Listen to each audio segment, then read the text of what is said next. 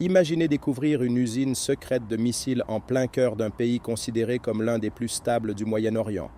Cette histoire n'est pas tirée d'un film d'espionnage, c'est exactement ce qui vient de se passer en Jordanie. Cette découverte est vraiment stupéfiante. Et le plus fascinant, c'est l'ampleur de l'opération de surveillance qui a duré 4 ans. En effet, et ce qui rend cette affaire particulièrement intéressante, c'est le niveau de sophistication technologique. Ces individus utilisaient des tours numériques de pointe pour fabriquer des missiles d'une portée de 5 km. Hmm. Cette portée spécifique de 5 km, elle nous dit beaucoup sur leurs intentions, n'est-ce pas? Exactement. C'est une portée qui suggère clairement que ces armes étaient destinées à des cibles à l'intérieur de la Jordanie. Et vous savez ce qui est encore plus inquiétant? Ils avaient construit des entrepôts en béton armé avec des pièces secrètes à travers Amman et Zarqa. Et parlons des connexions internationales. Les membres clés ont reçu une formation spécialisée au Liban, n'est-ce pas? Oui, et c'est là que ça devient vraiment préoccupant. La formation provenait de groupes liés au Hezbollah et aux frères musulmans, sans oublier les preuves substantielles d'un financement iranien. Le timing de cette découverte est particulièrement intéressant, juste après le début de la guerre à Gaza en octobre 2023. Et n'oublions pas que les États-Unis maintiennent une présence militaire significative en Jordanie, plus de 3500 soldats. Cette menace touchait directement leurs intérêts stratégiques dans la région. Vous savez ce qui me fascine dans cette histoire? L'évolution de la relation entre la Jordanie et les frères musulmans. Ah, c'est un point crucial. Peu de gens savent qu'en 1957, les frères musulmans étaient tellement proches de la monarchie qu'ils ont aidé le roi Hussein à déjouer une tentative de coup d'État.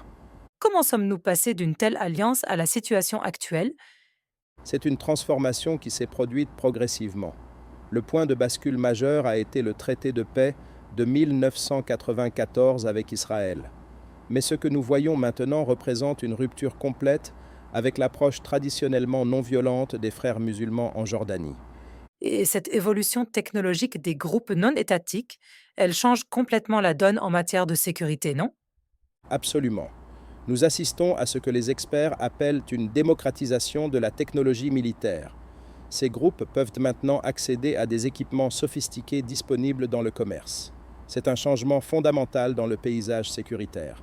Et ce n'est pas seulement une question de matériel.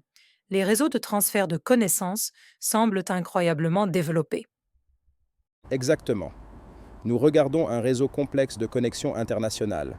La formation au Liban, les réseaux financiers, l'expertise technique, tout cela indique un niveau d'organisation qui aurait été impensable il y a quelques années. L'utilisation des médias sociaux par ces groupes est également fascinante. Comment arrivent-ils à maintenir la sécurité opérationnelle tout en utilisant ces plateformes? C'est une question cruciale. Ils utilisent une combinaison sophistiquée de communication cryptée et de plateformes numériques pour le recrutement et la formation. C'est vraiment une tempête parfaite de technologies accessibles, de réseaux internationaux et d'instabilité politique. Alors, comment les gouvernements peuvent-ils faire face à ces nouvelles menaces? La réponse doit être multidimensionnelle. D'abord, il y a l'aspect technique, investir dans la surveillance avancée et les capacités antiterroristes. Mais il est tout aussi important de s'attaquer aux causes profondes qui poussent les gens vers ces groupes. La coopération internationale semble être un élément clé dans cette équation. Tout à fait. Cette opération en Jordanie n'aurait pas été possible sans une coordination étroite entre plusieurs services de renseignement. C'est un modèle pour l'avenir. En parlant d'avenir, quelles sont les principales tendances à surveiller? Je vois trois domaines critiques. Premièrement, l'évolution continue de la technologie des armes DIY.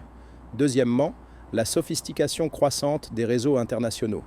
Et troisièmement, le risque de prolifération de ces capacités vers d'autres acteurs non étatiques. Les implications pour la stabilité régionale sont considérables. En effet, et c'est ce qui rend cette affaire si significative, ce n'est plus simplement une question jordanienne, c'est un aperçu des défis de sécurité que tous les pays pourraient bientôt affronter. Donc, vous suggérez que ce n'est que le début d'un nouveau type de menace? Exactement. Nous devons repenser complètement notre approche de la sécurité nationale. Les modèles traditionnels centrés sur l'État ne suffisent plus dans un monde où des acteurs non étatiques peuvent accéder à des capacités militaires sophistiquées. C'est une perspective assez inquiétante pour conclure. Oui, mais gardons à l'esprit que le succès de cette opération montre aussi que ces menaces peuvent être contrées avec les bons outils et la bonne approche. La clé est de maintenir cet équilibre délicat entre sécurité et liberté civile. Et peut-être que c'est là la leçon la plus importante. La sécurité dans le monde moderne nécessite à la fois une sophistication technologique et un respect des valeurs démocratiques fondamentales. Exactement.